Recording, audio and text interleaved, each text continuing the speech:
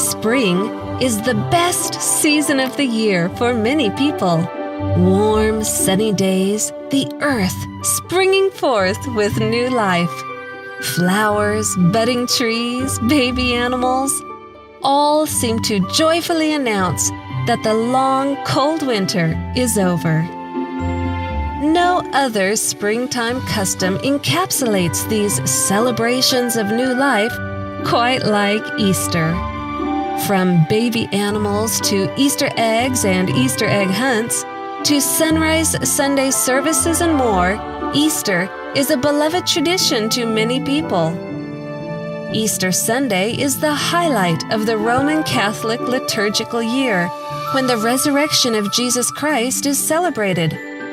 According to their catechism, Easter is not simply one feast among others, but the feast of feasts, the solemnity of solemnities, just as the Eucharist is the sacrament of sacraments, the great sacrament. Saint Athanasius calls Easter the Great Sunday, and the Eastern churches call Holy Week the Great Week, the mystery of the resurrection in which Christ crushed death.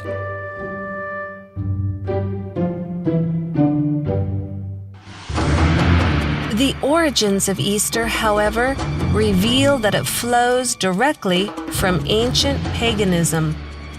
Shortly after the flood, Nimrod re-established idolatry in the earth. After his death, Nimrod was promoted as the original sun god. His widow, Semiramis, was called the Queen of Heaven. Various cultures continued the idolatry of these original pagans under different names. To the Egyptians, Semiramis was Isis. To the Babylonians, she was Beltis, consort to the god Bel. To the Canaanites, she was Astarte. The Assyrians called her Ishtar. The worship of these goddesses involved occult fertility practices. These degrading rites were practiced even by the Israelites when in apostasy. Yahuwah clearly denounced any Israelite involvement in these pagan celebrations. Do you not see what they do in the cities of Judah and in the streets of Jerusalem? The children gather wood, the fathers kindle the fire, and the women knead their dough to make cakes for the Queen of Heaven. And they pour out drink offerings to other gods, that they may provoke me to anger. And he said to me, Turn again, and you will see greater abominations than they are doing. So he brought me to the door of the north gate of Yahuwah's house, and to my dismay, women were sitting there, weeping for Tammuz. Modern Easter has no basis in the pure religion of heaven. All of its traditions are pagan. Rabbits and dyed Easter eggs symbolize fertility. Hot cross buns were the cakes offered to the Queen of Heaven. The 40 days of weeping for Tammuz are now the 40 days of Lent leading up to Easter. Sunrise services were performed by pagan priests to honor the sun god. Celebration of Easter does not honor the death and resurrection of the Savior. Participation in pagan practices honors Satan. No amount of renaming it by Christian names can purify Easter of its pagan origins. Easter is much more than a pagan impostor pretending to be Christian, lurking behind the pretty facade. Easter is a cover-up for the greatest fraud of all time, a calendar change which hides the true day of the resurrection and the true seventh-day Sabbath. As the years passed and the first Christians died, paganism began to corrupt the once pure faith. The Church in Rome, greedy of ever greater power, sought ways to increase her influence. To conciliate the pagans to nominal Christianity, Rome, pursuing its usual policy, took measures to get the Christian and pagan festivals amalgamated, and by a complicated but skillful adjustment of the calendar, it was found no difficult matter in general to get paganism and Christianity, now far sunk in idolatry, in this as in so many other things, to shake hands. This change of the calendar in regard to Easter was attended with momentous consequences. It brought into the church the grossest corruption and the rankest superstition. This change of calendar also changed the day of worship. This is admitted by Roman Catholics, who point to it as the sign of their authority. Sunday is purely a creation of the Catholic Church. They, the Protestants, deem it their duty to keep the Sunday holy. Why? Because the Catholic Church tells them to do so. They have no other reason. The author of the Sunday law is the Catholic Church. One Catholic bishop went so far as to state, "It was the Catholic Church which made the law, obliging us to keep Sunday holy. The Church made this law long after the Bible was written. Hence the law is not in the Bible. The Catholic Church abolished not only the Sabbath, but all the other Jewish festivals." The Israelite festival, which was outlawed in favor of Easter, was Passover. All early Christians kept the feasts of Yahuwah as outlined in Leviticus 23.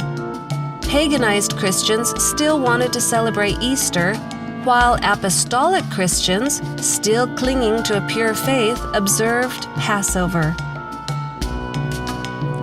Since the 2nd century AD, there had been a divergence of opinion about the date for celebrating the Paschal, Easter, anniversary of the Lord's Passion, death, burial, and resurrection. The most ancient practice appears to have been to observe the 14th, the Passover date, 15th and 16th days of the lunar month, regardless of the day of the Julian week these dates might fall on from year to year.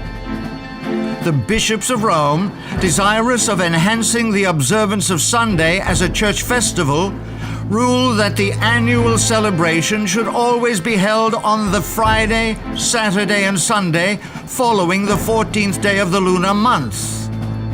This controversy lasted almost 2 centuries, until the Emperor Constantine intervened in behalf of the Roman bishops and outlawed the other group. The point of contention appeared deceptively simple: Passover versus Easter. The issues at stake, however, were immense. The only way to determine when Passover occurs is to use the biblical lunisolar calendar, for only by observing the moon can one count to the 14th day following the first visible crescent. Because the 7th-day Sabbath was also calculated from the first visible crescent, a ruling in favor of Easter being observed on a Julian date would also affect the 7th-day Sabbath. These contentions had agitated the churches of Asia since the time of the Roman Bishop Victor, who had persecuted the churches of Asia for following the 14th-day heresy, as they called it, in reference to the Passover. The future Easter observance was to be rendered independent of Jewish calculation. Here is the real significance of Easter. Sunday is kept as a day of worship because of Easter Sunday. It is claimed that the Savior was resurrected then. Consequently, it is assumed that the day before Easter Sunday, Saturday, is the 7th-day Sabbath. Jews today worship on Saturday rather than the biblical 7th-day Sabbath. However, Jewish scholars admit that the calendar in use for worship today is not the same as was used in Bible times. The new moon is still and the Sabbath originally was dependent upon the lunar cycle. The Jews point to the extreme persecution following the Council of Nicaea's decision to set aside Jewish time calculation as the reason for why they no longer use the biblical calendar. Declaring the new months by observation of the new moon and the new year by the arrival of spring can only be done by the Sanhedrin. In the time of Hillel II, 4th century CE, the Romans prohibited this practice. Jewish scholars understand that Christianity stepped free of its biblical roots when the pagan Easter was substituted for the true Passover. At the Council of Nicaea, the last thread was snapped which connected Christianity to its parent stock. The festival of Easter had up till now been celebrated for the most part at the same time as the Jewish Passover, and indeed upon the days calculated and fixed by the Sanhedrin in Judea for its celebration. But in future its observance was to be rendered altogether independent of the Jewish calendar. Emperor Constantine stated, "For it is unbecoming beyond measure that on this holiest of festivals we should follow the customs of the Jews. Henceforward, let us have nothing in common with this odious people. Our Savior has shown us another path. It would indeed be absurd if the Jews were able to boast that we are not in a position to celebrate the Passover without the aid of their rules or time calculations." The truth is, Easter is a fraud. It is not the day upon which the Savior arose from the grave, nor is Saturday the seventh-day Sabbath of the Bible. Easter is, and has always been, a pagan holiday celebrating fertility. It was substituted for Yahuwah's Passover at the Council of Nicaea in the 4th century when the Church of Rome decided to set aside Hebrew calculation of time.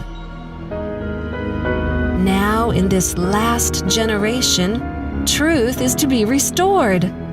All who wish to express their gratitude for the death of their Savior will commemorate it on the day upon which he died, Passover.